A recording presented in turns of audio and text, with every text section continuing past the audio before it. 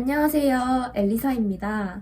오늘은 공기업과 스타트업 둘 중에 어디가 더 나한테 맞는 직장인지 알려드리려고 왔는데요. 일단 공기업과 스타트업 결론부터 말하자면 어디가 더 좋다라는 객관적인 말은 할 수가 없어요.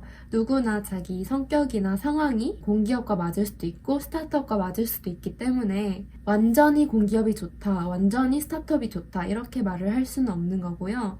자신이 공기업 사람이라면 공기업이 맞을 것이고 스타트업 사람이라면 스타트업이 맞겠죠. 그래서 오늘은 자기가 공기업 사람인지 스타트업 사람인지를 구별하는 방법을 알려드리려고 합니다. 총 3가지가 있어요. 첫 번째, 공기업은 안정적이죠. 스타트업은 약간의 모험이 필요해요. 그래서 자기가 안정을 추구하는 사람이다. 나는 절대 무슨 일이 있어도 해고되지 않고 싶다 하는 사람들은 무조건 공기업을 가셔야 됩니다. 공기업은 국가가 운영하는 사업을 진행하는 단체이기 때문에 고속도로를 놓는다거나 의료 서비스를 개선시킨다던가 농업을 활성화시킨다던가 이러한 절대 없어지지 않을 꼭 필요한 사업들을 진행을 하는 거거든요. 그렇기 때문에 내가 여기에서 일을 한다면 내가 하고 있는 일이 없어질 가능성이 없습니다. 그리고 설령 이제 시대가 바뀌어감에 따라서 회사가 없어질 수도 있는 거잖아요. 하지만 설령 이렇게 없어진다고 하더라도 국가에서 나의 취업을 보장해주기 때문에 다른 공기업으로 이직을 할 수도 있는 거죠. 그러니까 잘릴 걱정이 없어요. 반면에 스타트업 같은 경우에는 아직까지 사회에 제기되지 않은 문제들을 해결해 나가는 단체라고 생각하시면 되는데요. 예를 들어서 3D 프린터, 3D 프린터가 있으면 좋겠지만 없어도 사는데 문제는 없잖아요. 그런 것처럼 없어도 되는데 이거를 굳이 만들어서 세상을 더 개선시키겠다. 내가 이 아이디어를 내서 뭔가 혁신을 이룰 수 있을 것 같다. 이 혁신으로 인해서 우리 세상이 조금 더 긍정적으로 바뀔 수 있을 것 같다라고 믿는 사람들이 뭉친 단체가 스타트업이에요. 그렇기 때문에 이 아이디어가 비경제적이거나 경제적이어도 그렇게 혁신적이지 않다 하면 회사가 공중분해될 수도 있는 거거든요.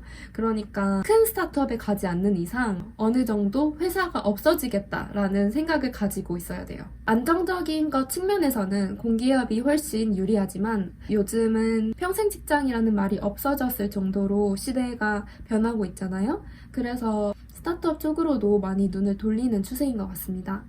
아무튼 자기 성향을 잘 고려해보시고 자기가 공기업 사람인지 스타트업 사람인지 판단을 해보시길 바래요. 두 번째, 자기가 공기업 사람인지 스타트업 사람인지 확인하는 두 번째 방법은 회사의 성장과 나의 성장을 동일시하냐, 동일시하지 않느냐인데요. 스타트업에 다니시는 분들은 대부분 회사가 어떻게 성장을 해야 되는지 늘 고민을 해요. 물론 공기업 다니는 사람들도 그렇겠지만 그거는 스타트업 다니는 사람보다는 미시적인 차원일 거예요. 아무래도 스타트업 다니는 사람들은 내가 어떻게 해야 회사가 성장을 극대화할 수 있을까? 이것을 매일매일 고민을 해야 해요. 왜냐하면 1번에서 말씀드렸다시피 무조건 성장을 해야지 살아남을 수 있는 환경이기 때문에 내가 성장을 함과 동시에 회사가 성장을 해야 해요. 예를 들어서 스타트업 결제 방식이라던가 지출을 하는 방식이라던가 계약을 맺는 방식 등등이 아직 체계가 덜 잡혀 있고 잡혀 나가는 단계일 수가 있어요. 그런데 내가 이런 체계를 잡아 나가면서 보람을 느끼는 거죠. 반면에 공기업은 이미 다 잡혀있는 체계 속에서 내가 회사의 거시적인 성장이나 비전 이런데 신경을 쓰지 않고 그냥 내 할 일만 착실히 잘 하면 되는 환경이에요. 물론 대표의 그런 가치관에 공감을 하긴 해야겠지만 내가 그 가치관을 이루기 위해서 뭔가 엄청난 일을 해야 되고 이런 건 아니거든요. 그러니까 회사의 성장을 같이 바라보고 싶은 사람께 스타트업을 추천드립니다. 내가 스타트업 사람인지 공기업 사람인지 확인하는 세 번째 방법은 위계질서를 견딜 수 있느냐인데요. 보면 위계질서를 견디지 못하는 사람들이 있잖아요. 내가 하고 싶은 말이 있어.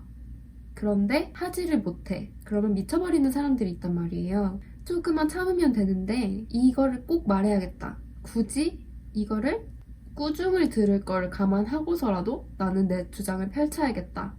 이런 사람들이 있어요. 팔로워보다는 리더에 가까운 사람들이죠. 이런 사람들 같은 경우에는 공기업의 위계 질서를 견디지 못할 수도 있어요. 잘 생각을 해보세요. 본인이 그래도 윗사람의 말을 잘 따르는 성격인지 아니면 윗사람이 뭐라고 하든 내 갈 길 갈 것이다. 난 마이웨이다. 이런 사람인지 잘 생각을 해보시고 내가 불합리하다고 생각이 되면 윗사람의 명령을 따르지 못하는 사람이라면 공기업을 다시 고려를 해볼 필요도 있을 것 같아요.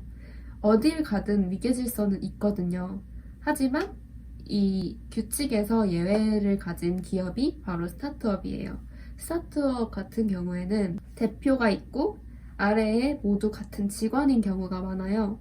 규모가 작기 때문이라서 그럴 수도 있고 지향하는 조직 문화가 그래서 그럴 수도 있는 거거든요. 뭐 배민이나 컬리나 카카오 같은 이제 소위 말해서 유니콘이 된 기업들 같은 경우에는 위계 질서가 어느 정도 잡혀 있을 수도 있는데 만약에 내가 작은 스타트업을 들어간다 하면 정말 완벽히 수평적인 문화를 경험을 해볼 수도 있을 거예요.